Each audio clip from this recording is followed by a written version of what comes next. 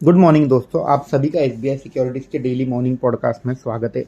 आज हम हमारे पॉडकास्ट में देखेंगे कल इंडियन और ग्लोबल मार्केट्स में क्या हुआ, ऐसे कौन से नतीजे हैं जिस पे हमारा ध्यान केंद्रित करना चाहिए और आगे की हमारी रणनीति। पहले देख लेते हैं कल इंडियन मार्केट में क्या हुआ। कल हमने देखा कि मार्केट कल पॉजिटिव में ओपन हुआ और बंद होते हुए निगेटिव में क्लोज दिया।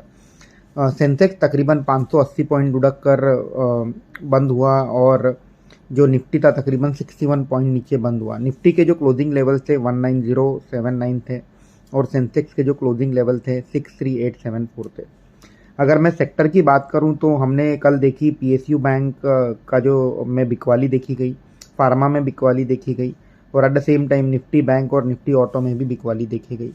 अगर निफ्टी मिड कैप 100 और स्मॉल कैप 100 की बात करते हैं तो उन्होंने भी कल लाल निशान पर बंद दिया और हमने देखा कि स्मॉल कैप इंडेक्स तकरीबन 0.06% से नीचे बंद हुआ।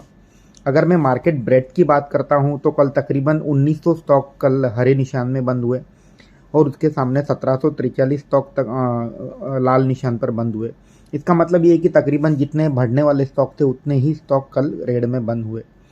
अगर मैं फंड फ्लो की बात करूं तो कल एफआई ने फिर तकरीबन 700 करोड़ की सेलिंग करी है और डीआई ने तकरीबन 340 करोड़ की बाइंग की है। अगर कल हमने देखा कि अक्टूबर महीने का लास्ट ट्रेडिंग सेशन था और पूरे मंथ में एफआईआई ने तकरीबन 29,000 करोड़ की बिकवाली करी है और डोमेस्टिक इंस्टीट्यूशनल इन्वेस्टर ने 25,000 करोड़ की बाइंग की है।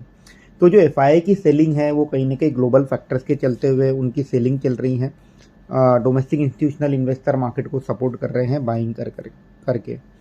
अगर मैं ग्लोबल मार्केट्स की बात करता हूं तो कल यूएस मार्केट, यूरोपियन मार्केट सभी हरे निशान पर बंद हुए और आज रात जो यूएस फेड की जो मीटिंग है उसका आउटकम आएगा और पूरे दुनिया की नज़र उस पर रहेगी। हालांकि स्ट्रीट ये मान के चल रहा है कि आज के मीटिंग में कोई रेट हाइक नहीं होगा। हालांकि यूएस फेड के जो चीफ है पावेल साहब, उनकी जो कमेंट्री है उसके ऊपर सबकी नज़र होगी कि आगे जाकर के जो रेट है वो कितने समय तक ऊंचे रेट पर रहेंगे और कब से इसमें कट होने की संभावना है। आज मॉर्निंग में अगर हम देखें तो गिफ्ट निफ्टी तकरीबन 50 से 60 पॉइंट की निगेटिव ओपनिंग दर्शा रहा है और उसकी जो लेवल्स है 19131 की है। तो और कल का हमने देखा कि कल निफ्टी क्लोज हुआ था तकरीबन निफ्टी फ्यूचर्स 19,200 के लेवल के आसपास बंद हुआ था। तो 60 पॉइंट कहीं नीचे ओपन होने के संकेत दिखा रहा है मार्केट। अगर मैं ओवरऑल ग्लोबल सेंटीमेंट के पर्सपेक्टिव से बात करता हूँ तो आज kind of neutral to cautiously positive day दिख रहा है इंडियन मार्केट के एंगल से। और आज काफ़ी सारे कंपनीज के नतीजे आएंगे। जिस तरह से कल 40 से ज़्यादा कंपनी के नतीजे आए, आज फिर से 40 से 50 कंपनियों के नतीजे आएंगे और जो स्ट्रीट का एक्शन रहेगा स्टॉक स्पेसिफिक रहेगा, नतीजे के बेसिस पे रहेगा। अब देख लेते हैं कल कौन सी जो मुख्य कंपनी है जिनके नतीजे आए और जिसका एक रिएक्शन आज हम मार्केट में देखेंगे। तो सबसे पहले मैं आपके सामने रखना चाहूँगा लार्सन एंड टुब्रो। काफ़ी अच्छे नतीजे आए हैं। कंपनी की जो रेवेन्यू है तकरीबन 19% से बढ़कर 51,024 करोड़ हो गई है। ईबिटा 15% से बढ़ा है। प्रॉफिट तकरीबन 37% बढ़ करके 3,856 करोड़ हो गया है।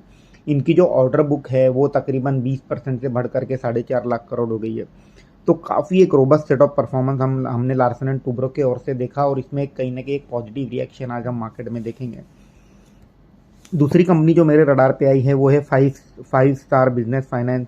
एक छोटी एनबीएफसी कंपनी है। काफ़ी अच्छे नतीजे डिक्लेयर किए हैं। इनकी जो आय है तकरीबन 44% बढ़ करके 519 करोड़ हुई है।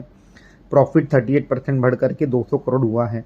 तो इसमें भी एक कहीं ना कहीं एक पॉजिटिव रिएक्शन आज हम देखेंगे। Jindal steel and power limited JSPL, काफ़ी अच्छे नतीजे डिक्लेयर किए कंपनी ने। कंपनी का जो ऑपरेटिंग प्रॉफिट था 18% से बढ़ करके तकरीबन 2300 करोड़ हुआ है और जो कंपनी का जो प्रॉफिट है वो तकरीबन 6 गुना बढ़ करके 1400 करोड़ हुआ है। जो स्ट्रीट का अनुमान था तकरीबन 1080 करोड़ का था, उसके सामने कंपनी ने 1400 करोड़ के प्रॉफिट दर्ज किए हैं। तो जेएसपीएल भी आज फोकस में रहेगा। मैनकाइंड फार्मा एक रिसेंटली लिस्टेड फार्मा कंपनी है। इसके भी नतीजे काफ़ी अच्छे आए। हमने देखा कि आय 11% से बढ़ी, ईबिटा 16% बढ़ा है। ईबिटा मार्जिन में एक्सपेंशन हुआ है, 25.2% का ईबिटा मार्जिन दर्ज किया है कंपनी ने। प्रॉफिट तकरीबन 20% से बढ़ करके 511 करोड़ का प्रॉफिट दर्ज किया है। तो एक decent set of number Mankind Pharma के ओर से आते हुए इसमें एक पॉजिटिविटी हम देखेंगे। अमरा राजा बैटरी एक अंडर ओन स्टॉक है। हमने देखा कि रेवेन्यू तकरीबन 10% से बढ़कर के 2959 करोड़ का रेवेन्यू आया है। प्रॉफिट तकरीबन 13% से बढ़कर के 226 करोड़ का आया है। स्ट्रीट का अनुमान था 220 करोड़ का अमरा राजा का प्रॉफिट का, और उसके सामने कंपनी ने दर्ज किया है 226 करोड़ का प्रॉफिट। ये स्टॉक भी आज फोकस में रहेगा। केईआई इंडस्ट्री, हाँ, जिस तरह से हमने देखा है कि बाकी की जो केबल कंपनीज है काफ़ी अच्छे नतीजे डिक्लेयर कर रही हैं, और उसी का एक इम्पैक्ट हमने केईआई इंडस्ट्री में भी देखा। रेवेन्यू तकरीबन 21% बढ़ा है, ईबिटा 27% बढ़ा है, ईबिटा मार्जिन 10.5% बढ़ा है 9.9 के सामने। प्रॉफिट है 31% बढ़ के 140 करोड़ आया है, और स्ट्रीट का अनुमान 131 करोड़ का था। इसमें भी आज एक पॉजिटिव रिएक्शन हम देखेंगे। टाटा कंज्यूमर ने एक काफ़ी decent set of number declare करे हैं। रेवेन्यू 11% से बढ़ा है, ईबिटा 24% से बढ़ा है, और अगर प्रॉफिट की बात करें तो 364 करोड़ का प्रॉफिट आया है, जो कि स्ट्रीट का जो अनुमान था 331 करोड़ का प्रॉफिट का अनुमान था। तो ओवरऑल एक जो स्ट्रीट के अनुमान थे उसको बीट करते हुए टाटा कंज्यूमर के नतीजे डिसेंट आए, और ये हमारी एक टॉप पिक है एफएमसीजी स्पेस में। ग्रेजुअली ये स्टॉक में 15% का केगर रिटर्न हमें 3 से 4 साल में देखने मिलेगा।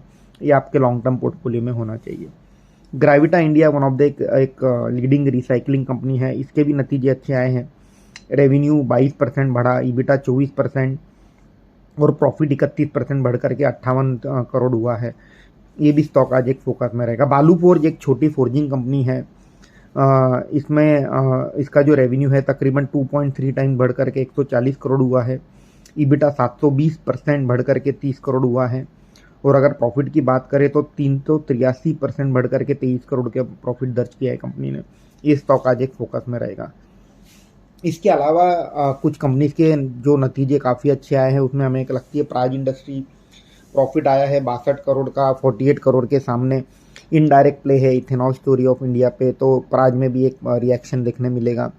एक छोटी कंपनी है कोकोयू कैमलिन, जो कि एक स्टेशनरी कंपनी है। इनके भी नतीजे काफ़ी डिसेंट आए हैं। कंपनी ने 9.5 करोड़ का प्रॉफिट दर्ज किया है 4 करोड़ के प्रॉफिट के सामने। ये स्टॉक भी एक फोकस में रहेगा। आज काफ़ी सारी कंपनी के नतीजे आएंगे। उनमें से मुख्य कंपनी है Ambuja cement, Adani Wilmar, Britannia, Godrej consumer, Hero MotoCorp, Sun Pharma, Tata steel. तकरीबन 40-50 कंपनीज के नतीजे आज फिर से आएंगे, और ये जो पूरी लिस्ट है नतीजों की, कौन से नतीजे अच्छे आए, कौन से नतीजे आने वाले हैं, ये हम हमारे मॉर्निंग रिपोर्ट में कवर करते हैं। और ये जो रिपोर्ट है हम टेलीग्राम चैनल्स पे शेयर करते हैं एसबीआई सिक्योरिटीज़ के। आप वहाँ चैनल ज्वाइन कर लीजिए। एट द सेम टाइम ये जो रिपोर्ट है एसबीआई सिक्योरिटीज़ के वेबसाइट पे हम अपलोड करते हैं, वहाँ पर भी आप जाके एक्सेस कर सकते हैं। अब बात करते हैं आईपीओ की। आज सेलो वर्ल्ड का लास्ट दिन है आईपीओ का। अगर कोई लॉन्ग टर्म इन्वेस्टर है तो डेफिनेटली ये आईपीओ में अप्लाई करना चाहिए। एक मानी जानी कंपनी है कंज्यूमर स्पेस में, और एक डिसेंट वैल्यूएशन पे आ रही है, तो डेफिनेटली इसे लॉन्ग टर्म के लिहाज से अप्लाई करना चाहिए। एक दूसरा आईपीओ जो है होनासा कंज्यूमर, जो कि मामा अर्थ ब्रांड को रिप्रेजेंट करती हैं। मेरी आप सबसे रिक्वेस्ट रहेगी कि ये आईपीओ में अप्लाई न करें। काफ़ी ऊंचे वैल्यूएशन पे कंपनी आईपीओ ला रही है। ऐसे कंपनीज में यूजुअली 1 या 2 क्वार्टर के नतीजे देखने के बाद हमने पोजीशन बनानी चाहिए, तो इस आईपीओ को हम स्किप कर सकते हैं।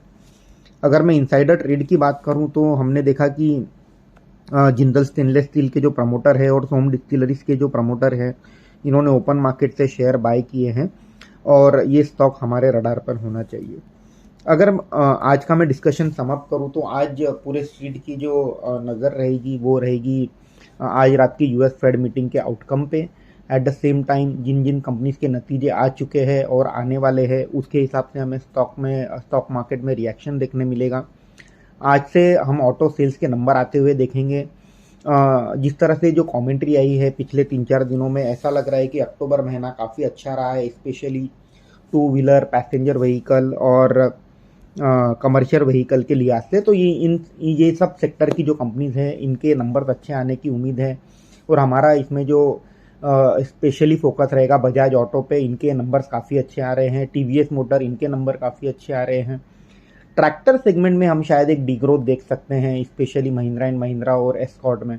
तो ये 2 स्टॉक्स का से थोड़ा सा दूर रहना चाहिए आज और कल में, जब ये नंबर आएंगे मंथली नंबर। और जो 2 व्हीलर सेगमेंट है, स्पेशली हीरो, बजाज, टीवीएस, ये हमारे रडार पर हो सकते हैं। तो आज स्टॉक स्पेसिफिक एक्शन देखने मिलेगा। आज रात का जो आउटकम रहेगा यूएस फेड का, ये एक इंपॉर्टेंट हर्डल है ओवरऑल ग्लोबल मार्केट के लिए। एक बार ये हर्डल क्लियर हो जाएगा तो फिर शायद मार्केट में एक क्लियर डायरेक्शन देखने मिलेगी। इसके अलावा जो इजराइल हमास का जो वॉर है उसके चलते जो न्यूज़ फ्लो आ रहा है वो एज ऑफ नाउ तो थोड़ा ठंडा हो गया है। अगर क्रूड ऑयल 80 से $90 के बीच में ही रहता है तो इंडियन मार्केट के एंगल से कोई खास निगेटिव नहीं रहेगा। अगर क्रूड ऑयल $90 के ऊपर स्पर्ट हो जाता है तो डेफिनेटली कहीं ना कहीं एक निगेटिव रिएक्शन हम इंडियन मार्केट में देख सकते हैं। आज के लिए इतना ही। आपका समय देने के लिए धन्यवाद। आपका दिन शुभ हो। Investment in securities market are subject to market risks. Read all the related documents carefully before investing.